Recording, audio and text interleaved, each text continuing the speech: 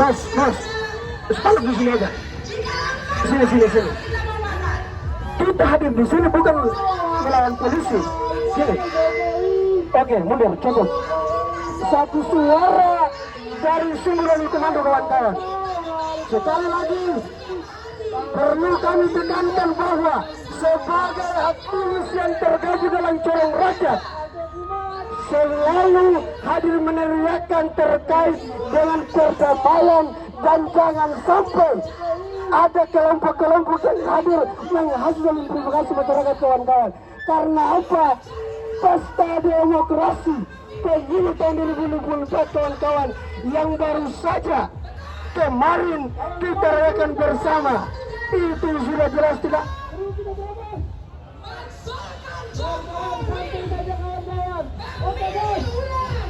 Diskualifikasi 02 karena mereka sudah menjadi anak haram konstitusi. Maju.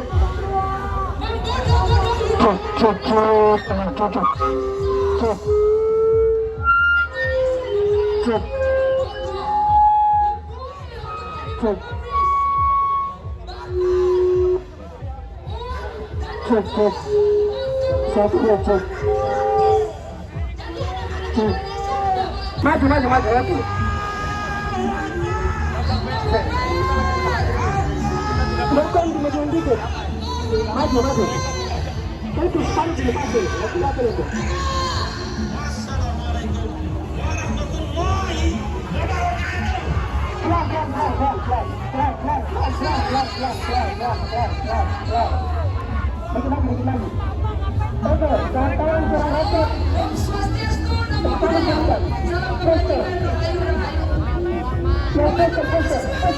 Ada kameran anak.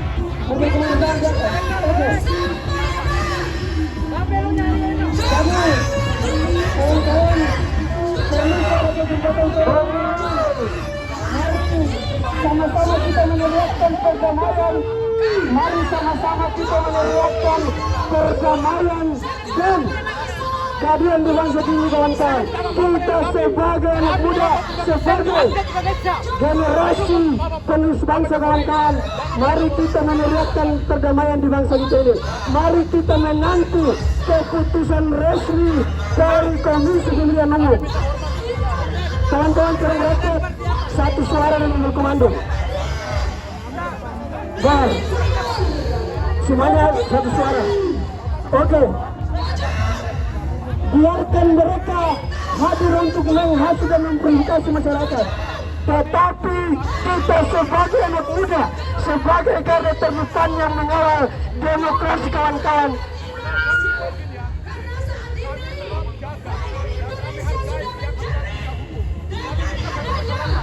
makar gerakan separatis kita di bangsa timur sana itu berbicara persoalan perlawanan pemerintah saja itu turut separatis dan makar. Lalu makar yang sesungguhnya diperlihatkan di sini. Kenapa TNI Polri masih diam? Harus dilakukan penahanan dan penangkapan proses hukum setegas-tegasnya kepada gerakan-gerakan yang kemudian mencoba melakukan gerakan yang konon katanya isinya pemakzulan dan hak angket itu. Kita sudah sadar dan tahu benar soal yang namanya pemakzulan itu. Jangan di-framing kepada seluruh rakyat bahwa pemakzulan dan hak angket itu adalah substansi untuk membatalkan pemilihan di tahun 2024 ini, saudara-saudara sekalian. Pemakzulan itu diatur di dalam Undang-Undang 1945 di dalam pasal A, butir 3 sampai dengan pasal 7B. Itu sudah dijelaskan secara terperinci bahwasannya apa yang dituduhkan kepada Insinyur Haji Joko Widodo, bahwasannya Insinyur Haji Joko Widodo melakukan pelanggaran hukum, pelanggaran etik yang kemudian dituduhkan kepada Insinyur Haji Joko Widodo itu tentu asal muasalnya dilakukan gelar istimewa di DPR ini, lalu kemudian diusulkan kepada Mahkamah Konstitusi untuk membuktikan benar atau tidaknya, terbukti atau tidaknya Insinyur Haji Joko Widodo yang dituduhkan bahwa beliau melakukan pelanggaran itu, beliau melakukan pelanggaran hukum seperti yang dituduhkan itu. Dan apabila sudah ada keputusan secara resmi, inkrah dan final secara hukum dari Mahkamah Konstitusi, maka dikembalikan kepada DPRI, lalu kemudian DPRI mengusulkan kepada MPR, lalu kemudian dilakukan pemberian sanksi kepada Insinyur Haji Joko Widodo. Itu secara terperinci soal pemakzulan itu saudara-saudara Bapak Mas Keluhan. Lalu persoalan angket, substansinya itu adalah soal investigasi dan penyelidikan yang notabene itu dikhususkan kepada pemerintah, bukan dikhususkan kepada semua lembaga, termasuk juga lembaga independen seperti hanya KPU dan Bawaslu. KPU dan Bawaslu itu bukan lembaga pemerintah, saudara-saudara. KPU dan Bawaslu itu bukan lembaga pemerintah, saudara-saudara. Sekali lagi saya mau sampaikan bahwa KPU dan Bawaslu itu adalah lembaga independen, sama seperti KPK, sama seperti PPATK, yang kemudian berfungsi untuk bagaimana melakukan tupoksinya sesuai dengan perintah undang-undang. KPU dan Bawaslu melakukan penyelenggara negara dalam substansinya adalah mengurus persoalan pilpres. Tanggal 14 Februari sudah selesai, tinggal kita nantikan rekapitulasi dan kemudian keputusan resmi daripada KPU. Jangan di framing sana sini mau ingin menumbangkan Jokowi melawan pemerintahan yang konstitusional, lalu ingin menumbangkan Jokowi seakan-akan seolah-olah bahwa mereka yang paling benar atas jargon agama mereka bawa sampai hari ini, saudara-saudara Bapak Ibu sekalian. Politik jangan campur aduk dengan agama, dalil dan sebagainya, ayat dan sebagainya dihancurkan untuk kepentingan politik praktis. Kalian itu datang di sini hanya momentum. Kalian hanya datang untuk bagaimana berbicara persoalan kasus pemakzulan, soal isu hak angket dan sebagainya, itu hanya momentum. Saya sampaikan demikian. Karena kenapa? Kemarin-kemarin kalian di mana? Pasca waktu keputusan MK itu kalian di mana? Hah? MK itu kalian di mana? Toh pemilihan sudah selesai. Ini kan persoalannya menerima atau tidak, dewasa atau tidak menerima kekalahan ataupun menang.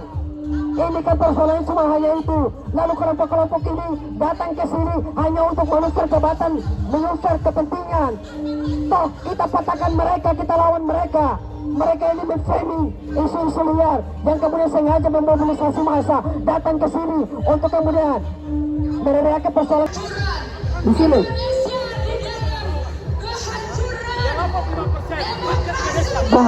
Bongkar mana? Bongkar. Semuanya di depan sini.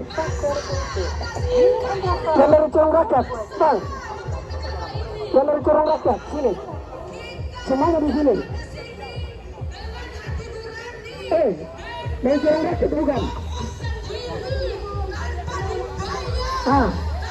Yang dari corong rakyat semuanya di dalam komando. Satu selera dari sini dari komando, kawan-kawan. Satu, oke, catat. Kita hadir di sini kawan-kawan sebagai informasi. Kita hadir di sini bukan untuk membuat kegaduhan. Kalau kita butuh ini ada lagi di sana. Ini jelas-jelas bahwa kalian bukan di sana membuat kegaduhan. Jangan sampai kita ikut terprovokasi sehingga kita hari di sini menyampaikan bahwa sebagai anak muda, sebagai komunitas. Dan ada mungkin dan ada mungkin jangan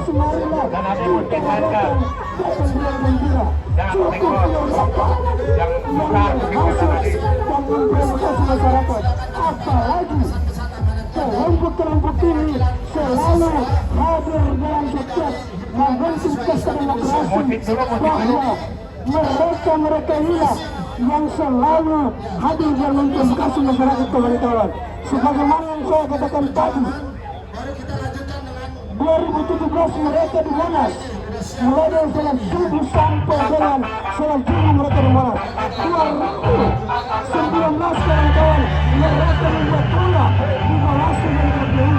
Dan 2024 sekali lagi kami mengatakan bahwa mereka itu hadir di sini dan membuat memprovokasi masyarakat.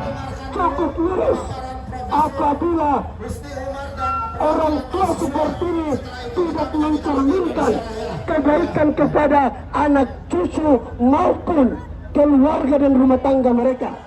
Harusnya kita sampaikan kepada mereka bahwa seumur mereka, apalagi yang berjabatan, kawan-kawan, itu sudah selayaknya mereka tetap di rumah untuk menikmati dan istirahat sesuai mereka.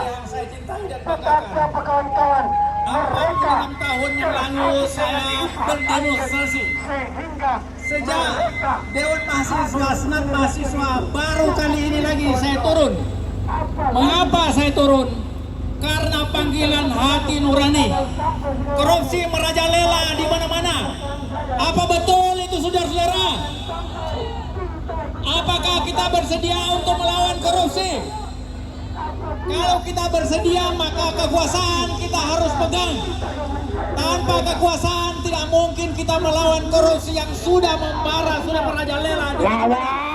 Saudara-saudaraku yang saya cintai dan banggakan, tidak hanya korupsi, tetapi juga kolusi terjadi di mana-mana antara penguasa dan pengusaha.